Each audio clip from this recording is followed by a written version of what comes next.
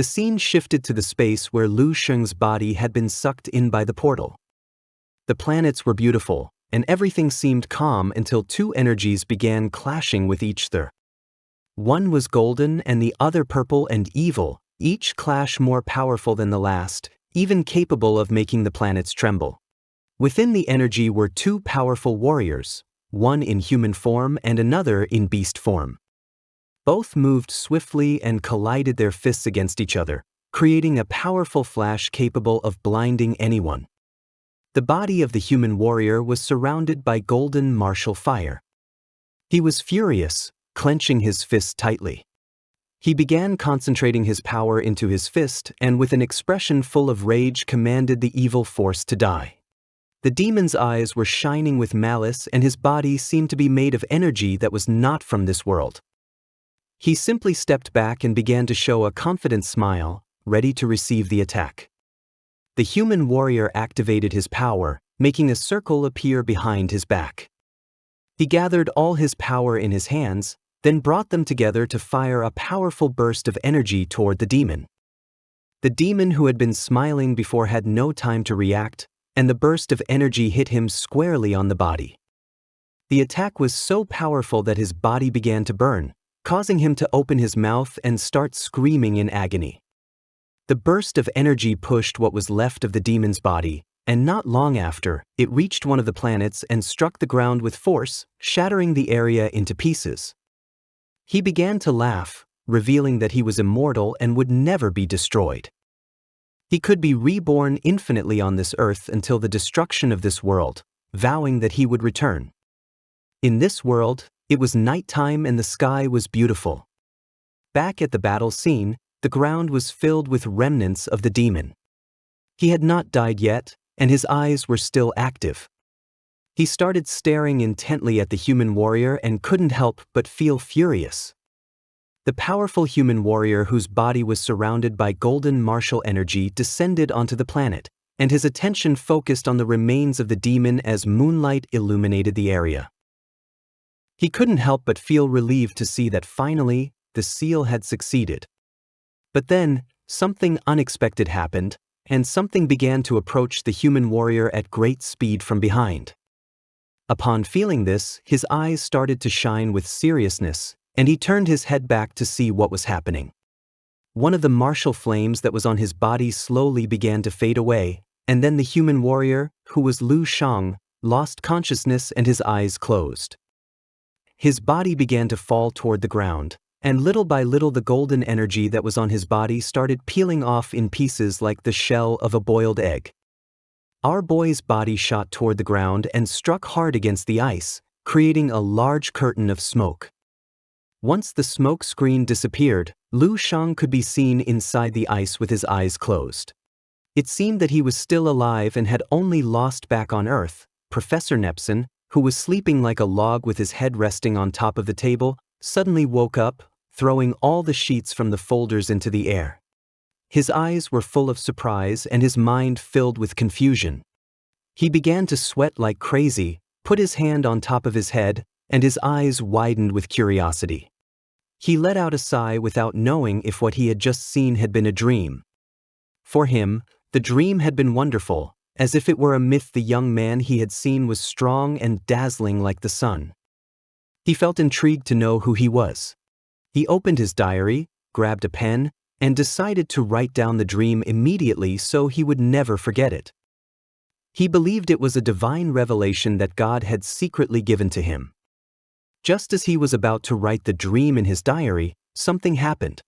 The ship tilted to one side, moving his table and causing all the books to fall to the floor.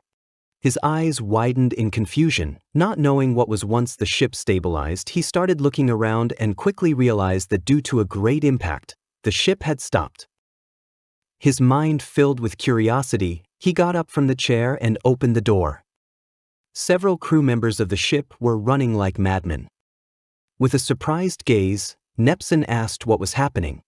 One of the men, with a serious expression, revealed that the ship had collided with an iceberg. Professor Nepson adjusted his glasses. He was in shock and could not believe that such an advanced ship had collided with an iceberg. the ship's crew went out to the deck. In front of them was a large iceberg. Two men began to release the anchor. Professor Nepson also went out to the deck, approached the captain, and with a gaze full of fear asked what had happened and how they had collided with an iceberg, questioning every nook and how they were going to continue the journey. The captain remained calm, extended his hand toward his men, and with a tranquil gaze revealed that the ship had been dragged by an underwater current, which caused it to veer off course. But luckily, with the help of his team, the ship had only grazed the iceberg slightly. His eyes were shining with sincerity. With a smile, he asked the professor not to worry since the damage was not serious and they could continue sailing. Many questions came to the professor's mind. He began to observe the captain, asking why they had stopped the ship now. With a serious expression, the captain turned toward the iceberg, revealing that this iceberg was a bit strange since when they had grazed it a moment ago. He had seen something. Professor Nepson's eyes widened in surprise, awakening his curiosity. He knew that the captain hadn't stopped the ship for having seen just an ordinary penguin. There must be something strange. The captain asked Professor Nepson to look at it himself with his own eyes. Nepson turned toward the iceberg, and with a curious gaze, he began adjusting his glasses. In front of them was a large iceberg, and inside it seemed to be a human body. Nepson's eyes widened in surprise upon seeing this. He couldn't help but be in shock when realizing there was a person. He placed his hands on the ship's railing to see the iceberg more closely. He was speechless and swore that there was a person inside the iceberg. The eyes of the captain of the ship, who was behind, filled with fear and surprise, leaving him in shock. He could not move due to fear. The professor began to imagine the powerful human warrior Lu Xing that he had seen in his dreams. His jaw dropped when he realized that the person inside the iceberg was the human warrior. He was identical to the one from his dreams, realizing that gods truly existed in this world. He turned towards the crew members of the ship, began pointing at the iceberg with his finger, and with a serene expression gave them the order to cut out the block of ice and take it to his laboratory immediately. The men were in shock, not knowing if this guy had lost his composure. In some room on the ship, someone was holding a glass of red wine. Due to the impact of the ship against the iceberg, the wine moved slightly inside the glass. The waiter, a man with purple hair, placed his hand over his chest and bowed his head in front of the man as a sign of respect, explaining that it had only been a small accident when brushing against the iceberg with the hull of the ship, which was nothing serious. But he revealed that inside the iceberg they had found the body of a Western man, adding that the body seemed very realistic. The man with black hair closed his eyes and prepared to take a sip of with a calm expression. He mentioned that it was just a body of some Western barbarian, asking what was so special about it. The waiter raised his head and casually put his arm behind his back, mentioning that the body had nothing special about it. He had examined it and discovered that it was a very normal body, probably of a martial artist who had come to the Arctic Circle seeking to push their limits with some extreme training method but had ultimately frozen to death inside the iceberg. The man's eyes filled with boredom and he looked away. The waiter seemed somewhat tired and had dark circles under his eyes with a suspicious expression. He mentioned that although it was strange, Professor Nepson seemed incredibly interested in the corpse, insisting that it was the body of an ancient god, talking about revelations and things like that. He had gone so far as to end the exploration immediately and return tonight. The man began pouring more wine into his glass and replied that Nepson had always been a bit odd, saying exotic beasts and warriors were products of myths. He decided to let him do whatever he wanted. He crossed his legs, grabbed the glass of wine, closed his eyes and started laughing, as researchers like him always had some oddity. And besides, coming back early wasn't so bad since life on this ship was unbearably boring. The waiter put his hand over his mouth, closed his eyes and also started laughing. The ship's crew cut out the piece of ice where our boy's body was frozen, then stored it inside a container and took it to Nepson's laboratory, which was located on the lowest level of the ship. Nepson arrived at his laboratory and upon seeing Lu Xing's body, he couldn't help but go into shock because he was completely identical to the warrior he had seen in his dreams. Our boy had his eyes closed to pretend. Nepson approached the container and began to observe carefully. His eyes widened with happiness as every detail was identical. There wasn't a single mistake. He couldn't help but smile, thinking that this was the god of his dreams. He put his hand inside the pocket of his lab coat, took out his journal, and decided to record the scenes from his dream, but then thought it would be better to draw them. Nepson pulled out a pen with an excited smile and started drawing and jotting down everything he had dreamed. According to him, this was the true origin of exotic beasts and the path of the martial artist. He was sure that once he published this, he would become the greatest scientist of this century. While Nepson was distracted thinking about the awards he would receive for making this discovery, little by little, Lu Xing began to open his eyes and a powerful purple energy started to emerge from one of his eyes. He used his ability called dimensional space, and thanks to it, he could see the interior of the entire ship as if it were a model. While Nepson was distracted writing in his journal, Lu Xing began to scan the entire laboratory.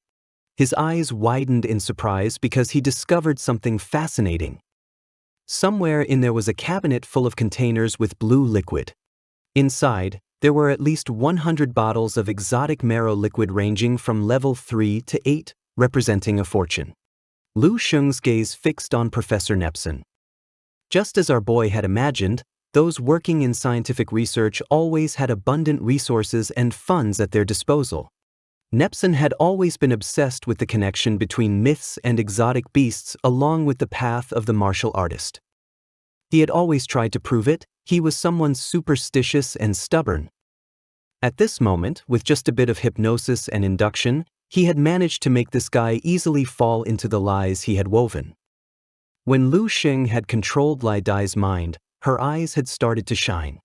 Although Nepson held a high position in the research circle, at the end of the day, he was nothing more than an ordinary person with elevated status. Our boy never imagined that the improvised method he had used to deal with Lai Dai in the past would be so useful here. Nepson's eyes were full of joy. With an excited smile, he continued writing everything down in his journal. What followed now was simply to constantly reinforce suggestions between dream and reality. Deep into hypnosis and brainwashing, and thus Nepson would become the most fervent believer of this ancient god.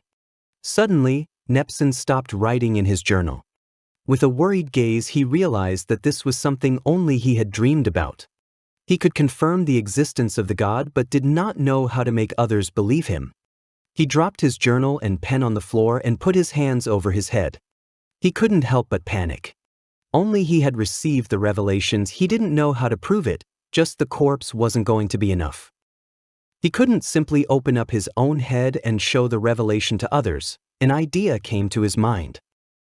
He removed his hands from his head and with a surprised gaze, decided that the god himself would tell them. But letting the god tell everyone what had happened was somewhat of a complicated task. But for Nepson, a highly renowned scientist, it wasn't a problem. He could revive the god, and once the god descended again onto this earth, all doubts and falsehoods would be destroyed. Silence reigned for several minutes until Nepson's eyes expanded and a light of hope began to shine. He sank into his thoughts for several minutes until he struck his fist against his palm. He couldn't help but smile since there was nothing more convincing than he began to dance with joy around the vessel where Lu Xing's body was, thinking he was a genius. He was determined to revive this god. His eyes began to shine with joy. He clenched his fist and with a confident smile, swore to make this world great again. In his mind, he was a genius. The god Lu Xing started gazing at the ground and couldn't help but smile because everything was going according to plan. This is the end of the video. If you guys want to see the next part, then don't forget to subscribe and like the video.